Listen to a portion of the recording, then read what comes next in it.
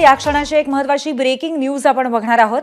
कथित खिचडी घोटाळा प्रकरणी सूरज चव्हाणला जामीन मंजूर करण्यात आलेला आहे। कथित खिचडी घोटाळ्या प्रकरणी मुंबई हायकोर्टाचा सूरज चव्हाणला दिलासा मिळालेला आहे।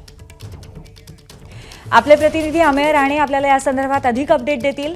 अमेय, आणखीन काय माहिती आहे? लॉकडाऊनच्या काळात खिचडी घोटाळा झाल्याचा आरोप करत भाजप नेते किरीट सोमय्या यांनी त्यावेळी रान उठवलं होतं आणि या प्रकरणी अखेर हा प्रकार ईडीच्या तपासाखाली जात मुंबई पोलिसांनी जी एफआयआर दाखल केली होती त्यावर ईडीनं चौकशी सुरू केली आणि यात आदित्य ठाकरे यांचे निकटवर्तीय सूरज चव्हाण यांना चेंबूर येथील त्यांच्या राहत्या घरातून ईडीनं अटक केली होती।